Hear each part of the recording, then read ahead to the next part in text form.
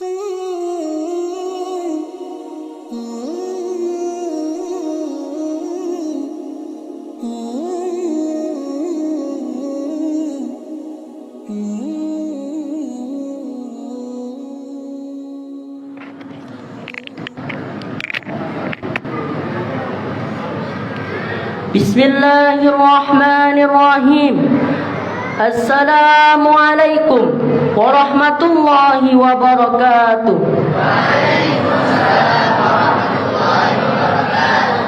Alhamdulillahi rabbil alamin. Assalatu wassalamu ala ashrafil anbiya'i wal mursalin Sayyidina Muhammadin wa ala alihi wa sahbihi rasulillahi ajmain.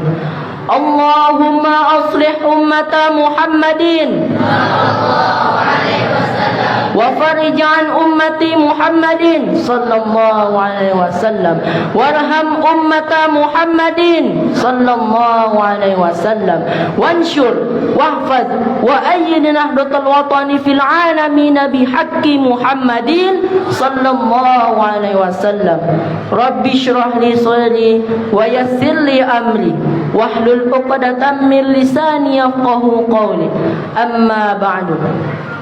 Pertama-tama, marilah kita bersyukur kepada Allah Subhanahu wa ta'ala atas limpahan rahmat berupa nikmat, sehingga kita bisa dapat hadir pada majlis yang mulia ini.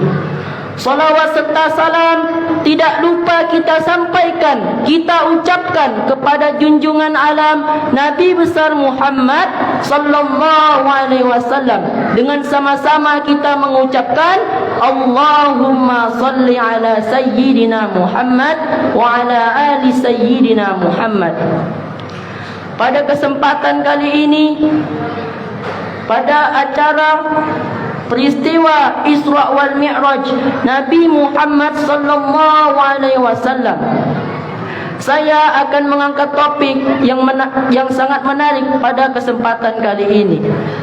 Tapi sebelum itu, kita harus ketahui bahawa peristiwa Isra wal Mi'raj adalah peristiwa di mana Allah Subhanahu wa ta'ala telah memperjalankan seseorang hamba, yaitu Rasulullah sallallahu alaihi wasallam, dari Masjidil Aqsa Palestina, dari Masjidil Haram Mekah ke Masjidil Aqsa Palestina, dan ke langit ketujuh, yaitu Sidratul Muntaha, untuk menjemput perintah solat. Perintah solat itu Bapak Ibu, awalnya 50 waktu. Tetapi kenapa menjadi 5 waktu? Itu ada sebabnya yang akan dijelaskan secara detail oleh ayahanda kami, kiai kami, Al-Ustaz Saifuddin KHMAG. Hadirin rahimakumullah. Tapi kita harus ketahui, solat adalah syariat yang sangat istimewa dan diwajibkan bagi kita orang Islam. Maka Bapak Ibu, jangan sesekali kita meninggalkannya. Maka pada kesempatan kali ini, saya akan berpidato yang berjudul bahaya meninggalkan solat. Solat adalah rukun Islam yang kedua setelah syahadat.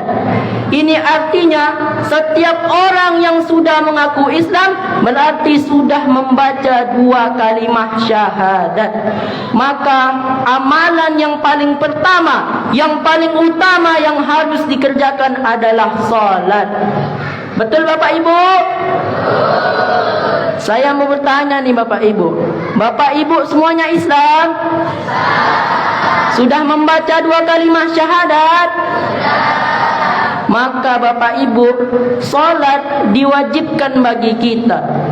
Oleh karena itu, tidak ada alasan bagi seseorang muslim untuk meninggalkannya selama ia masih sadar dan berakal. Kalau ia tidak mampu solat dengan berdiri, maka solatlah dengan duduk. Kalau duduk tak kuat, solatlah dengan berbaring. Jika solat dengan berbaring tak kuat, cukuplah solat dengan terlentang. Cukuplah gerakan solat dengan anggukan kepala. Jika kepala tidak bisa bergerak, cukup pakai kedipan mata. Jika mata tidak bisa berkedip, cukup pakai hati. Kalau hati tak bisa, maka disolati. Bapak ibu semuanya paham? Saya mau bertanya nih Bapak ibu.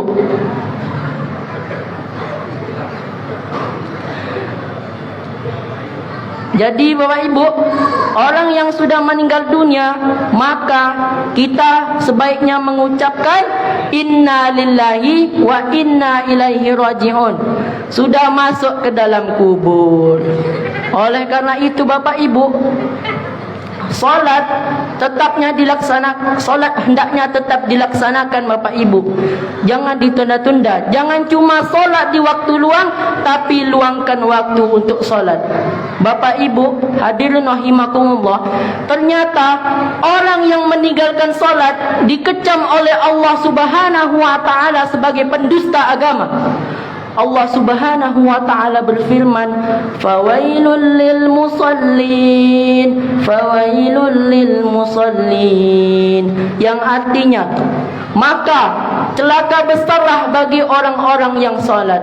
Alladzina hum an salatihim sahun, alladzina hum an salatihim sahun, yaitu orang-orang yang lalai dari salatnya.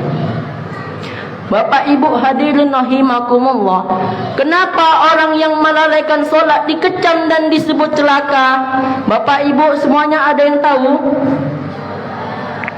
Jadi begini Bapak Ibu, ternyata solat merupakan kunci perbaikan kepribadian seseorang. Jika Bapak Ibu ingin Bapak Ibu menjadi kebahagiaan, menjadi hidupnya ingin menjadi bahagia, ingin hidupnya menjadi aman, tentram dan damai, maka perbaikilah solat terlebih dahulu. Saya mau bertanya nih Bapak Ibu. Bapak Ibu punya anak semuanya?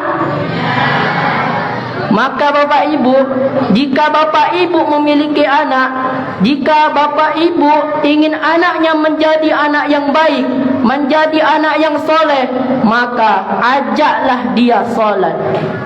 Dan juga Bapak Ibu, jika kita berkehidupan di masyarakat, maka marilah sama-sama untuk saling mengajak melaksanakan solat. Kalau tidak Bapak Ibu, anak akan rusak, masyarakat akan rusak, dan kehidupan kita juga tidak akan mendapatkan ketenangan dan kebahagiaan. Maka dari itu Bapak Ibu, marilah kita sama-sama untuk melaksanakan solat. Hayya 'alas salah, marilah solat. Hayya 'alal falah, marilah menuju kemenangan.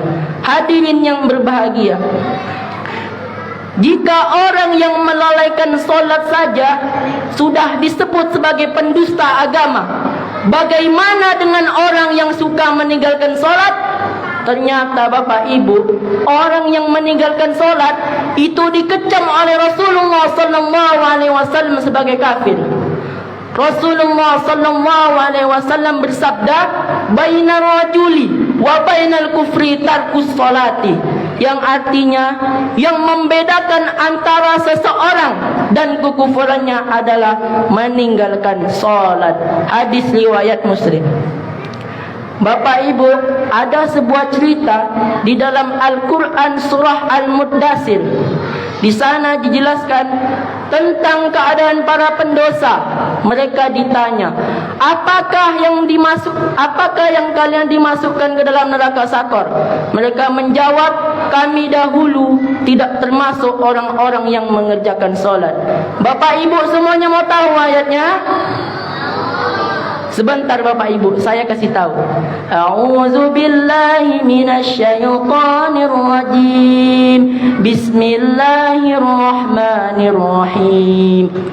'Anil mujrimin ma salakakum fi saqar qalu lam naku minal musallin. Yang artinya tentang keadaan para pendosa. Mereka ditanya, mengapa kalian dimasukkan ke dalam neraka Sakor? Mereka menjawab, kami dahulu tidak termasuk orang-orang yang mengerjakan solat. Al-Quran surah Al-Muddathir ayat 41 sampai 43. Demikianlah Bapak Ibu, orang yang suka meninggalkan solat Bapak Ibu, ia sengsara di dunia dan celaka di akhirat. Na'udzubillah min. Maka Bapak Ibu, marilah kita sama-sama berdoa kepada Allah Subhanahu wa taala agar Allah Subhanahu wa taala memberikan kita taufik hidayah, memberikan kita kemampuan untuk sama-sama melaksanakan solat.